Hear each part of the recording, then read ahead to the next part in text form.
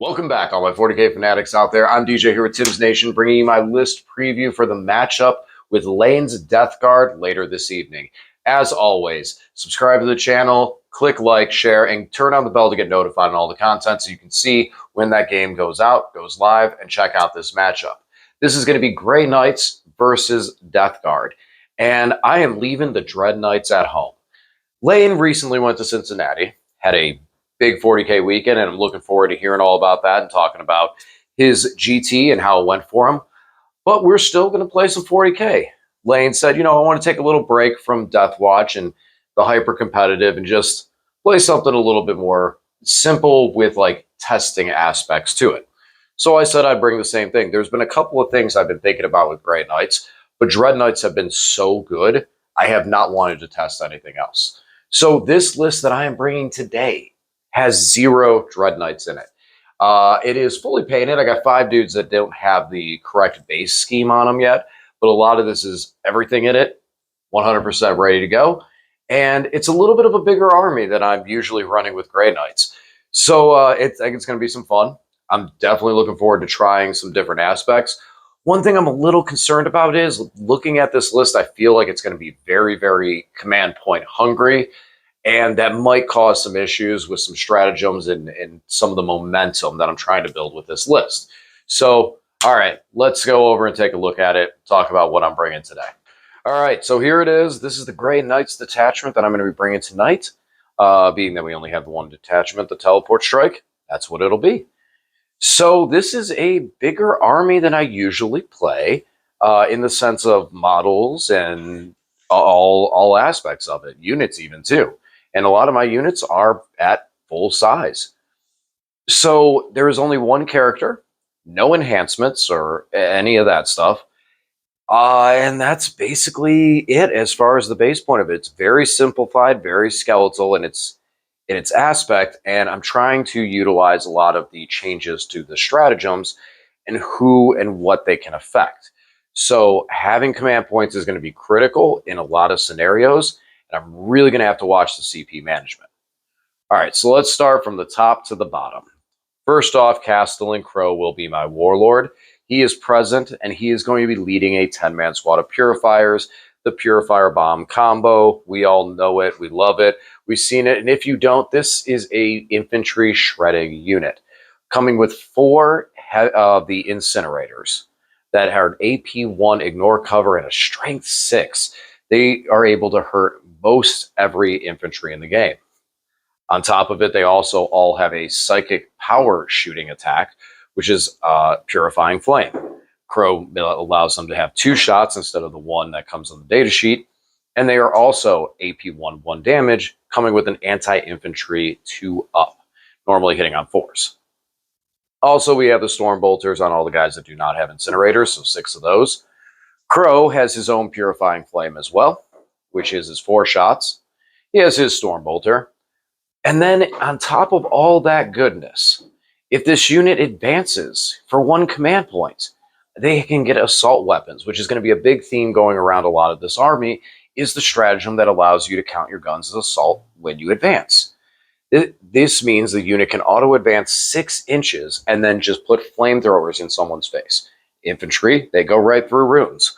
So this unit is a lot quicker than probably it was intended to be with that stratagem. Again, going to have to watch CP management and how many units are going to want to use that same strat. With that strat, they get +1 to hit. But if I lose 1 model in this unit, I will also get +1 to hit. And if you eliminate, if I'm at 50% or less than 50%, I should say, then I will also gain +1 to wound as well. So when we get down to the nitty gritty of a couple dudes left, in combat is where I find more efficiency around that part of it, the +1 to wound. It usually happens over in combat. Depending on the army I'm playing, it's going to be which units I pull first. Some matchups, I'll pull the regular infantry and keep the flamethrowers late in the game because that Overwatch is absolutely brutal. And sometimes I keep the infantry because I'm going to know I'm going to want to fight on an objective and I'm going to need their force weapons. So it really depends on the flow of the game on who gets pulled. Other aspects of these guys that I utilize: deep striking within 3 inches, destroying a unit and then sitting there to camp an Overwatch is amazing and can be game breaking when a pocket of infantry and characters and everything are right in a spot and you can drop in, shoot, eliminate something, and just say, whatever moves away, I'm going to hurt really bad. So these guys are great. I love them, and they're going to be, I think, a staple at least until the Codex hits. Even with point increases and everything else, this squad still just does a lot. All right, so after gushing over the Purifiers, let's get over to some of the other stuff. So we have a squad of, two squads actually, of Grey Knight Strike Marines. These are 5-man strong with a side cannon in the unit. So these guys are just going to be there for the objective game. They have a scout move, which is really nice. It can help move these guys into better zones on turn 1. And yeah, the side cannon is just kind of there. I was able to take it for free. I have one painted up and modeled with the unit. Some may argue, oh, you'd be better off with a bolter and the force weapon. I could see your point on that. But at the same time, the side cannon's free, and it does do 2 damage. It is 3 shots. And if you get lucky and the dice go hot with that, and you do 2 damage as opposed to a force weapon that also does 2 damage, you lose a couple guys. If you don't need them, he goes first. I mean, I think it's so minor when if you do or do not take that side cannon that I'm not worried about too much. All right, so next up, out of the 5-mans, let's jump over into the Purgation Squad. So we have a 5-man squad of Purgation. These guys, I need to get them based up and just put on different bases. I haven't decided if I want to put them on the same styrofoam bricking that I did for the Strike and the Purifiers, or if I want to go more towards what I've done with the Interceptors, which means I got to find more of these bases. Needless to say, these guys have side cannons. Now, these guys went up in points. Artillery is not that good, with it being -1 to hits, as well as giving cover. That aspect of it is rather weak. I have considered running 3 5-mans of these guys and utilizing them in kind of a mortar role, where they can fire artillery and hit the field and cover the field. But with a 24-inch range, as well as the fact that another psyker has to be able to see the unit, doesn't really seem like it's going to have fruition. I feel like it's really easy to play around, and the cost of these guys makes it tough to use them. However, this squad is a squad that can pick up off the field and deep strike back in. And many times when I've played the Purifiers or the Purgation, and I'm just like, I do not like these guys. They're not doing it. The artillery's not working. And they're getting ignored because they're really not doing anything. Late in the game, when I pick them up, drop them down, and find a firing lane, suddenly they're picking things up. That volume of shots directly on a target that gets the AP1 then suddenly makes a huge difference. So I do like these guys, but they have a very specific role. And that role is getting ignored until late in the game. So this list, I can kind of make that happen. So I'm willing to give them a try. Plus, ironically enough, when I was putting this list together, they fit in perfectly to make this list come out to an even 2,000 points. So I figured that was a blessing and a sign. All right, next up, before we get into one of the bigger aspects of this unit, we're going to jump over into the vehicles. So I will be bringing 2 Land Raiders today. First of all, Land Raiders are not that expensive. From years and years of playing this game, you put a Land Raider in an army, everyone rolled their eyes or giggled at you, because a Land Raider was a chunky sink of points that just died, or it didn't do anything. Or you had to have the one guy at a tournament that they had nothing they could do against the Land Raider, and then you could run it around the field. The Land Raiders have always kind of had a rough going, and it's twofold. They were big and bulky and easy to hit, and usually cost too many points. On top of the fact they fall into a weird column where they're not Titanic, they're still vehicles. So they have to adhere to all of the other limitations that vehicles had in the game for moving and shooting guns and everything like that. And they couldn't benefit from some of the stuff that they probably should have had that Titanic units could do with how big they are and how legendary they are in 40K lore.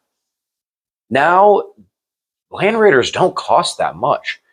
The regular Land Raider variant with Godhammer las cannons is 240 points, and a Crusader is 230. They are transports. I think that there is a lot of other tank options that armies have that also have access to the Land Raider. So these guys probably don't see as much use, but I've seen these things pop up a couple of times in Space Wolves, in just a couple other different armies and different variants, Ultramarines. I've seen a couple of them appear. So today I'm going to bring two because I have yet to put my Crusader in a single game at all, period, on this channel. So Crusader's coming today. The Crusader is one that was this.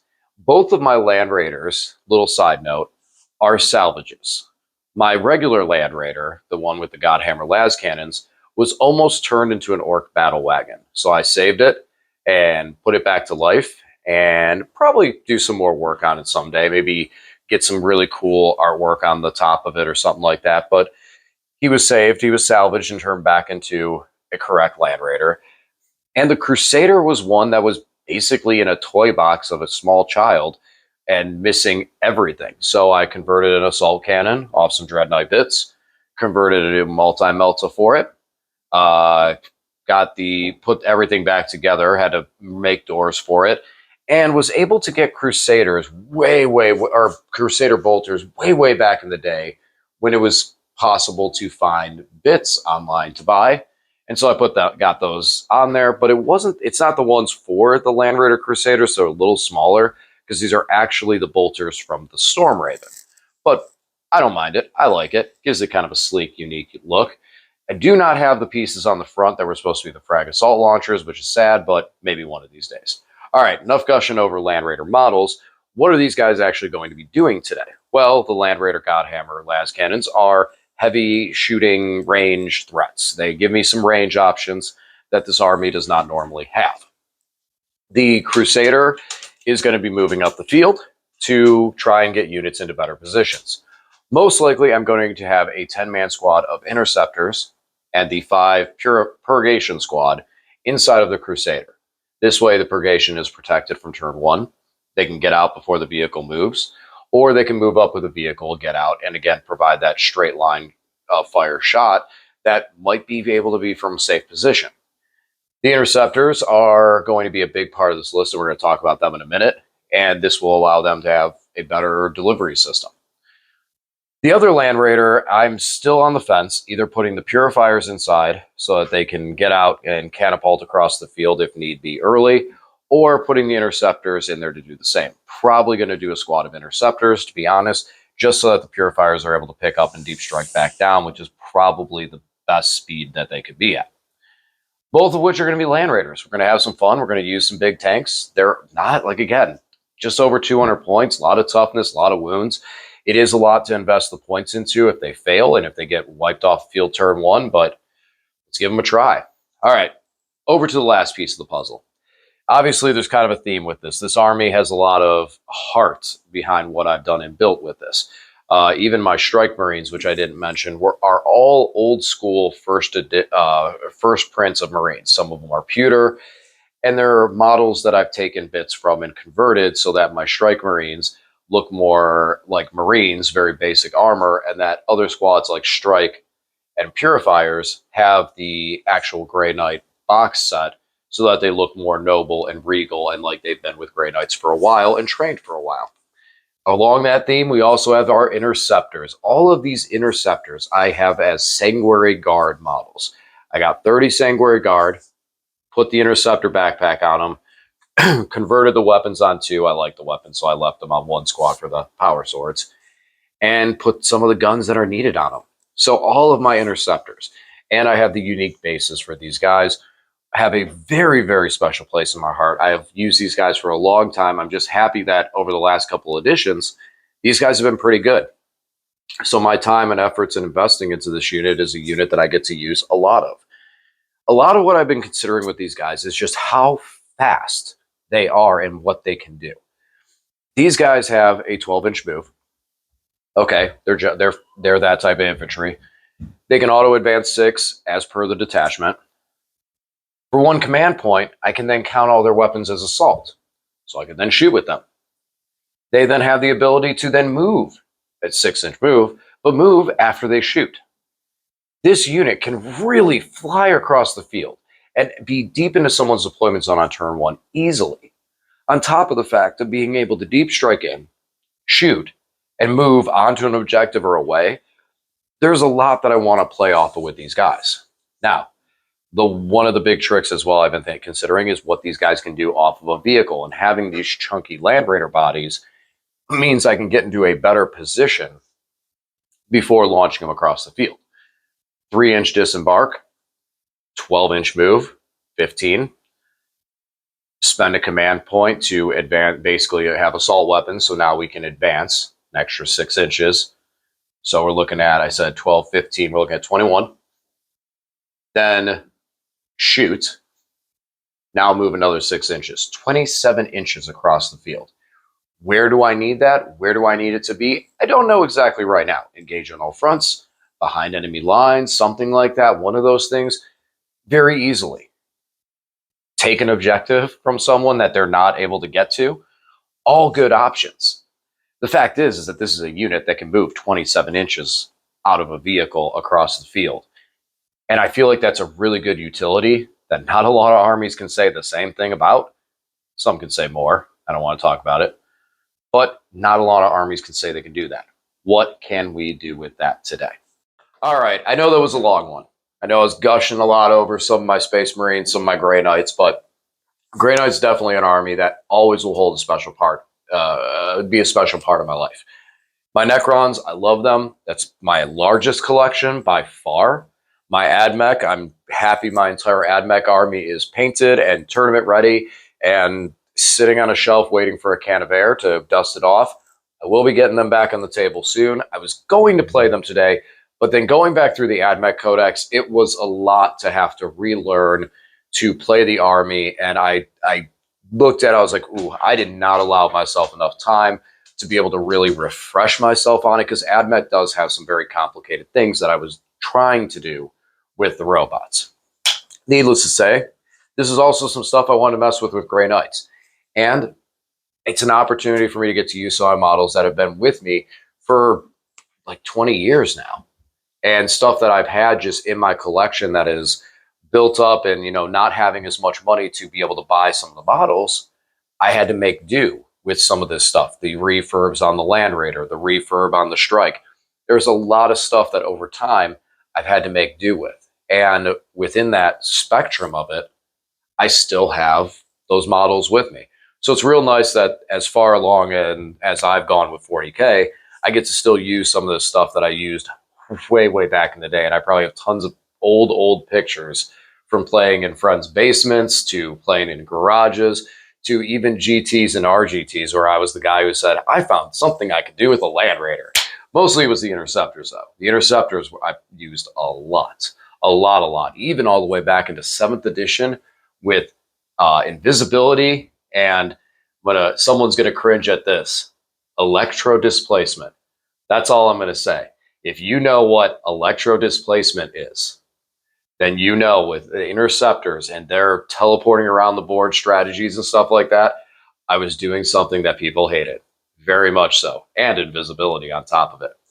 All right, so Lane's going to be bringing Death Guard. He has the ability to really, really hit my 2-up saves hard.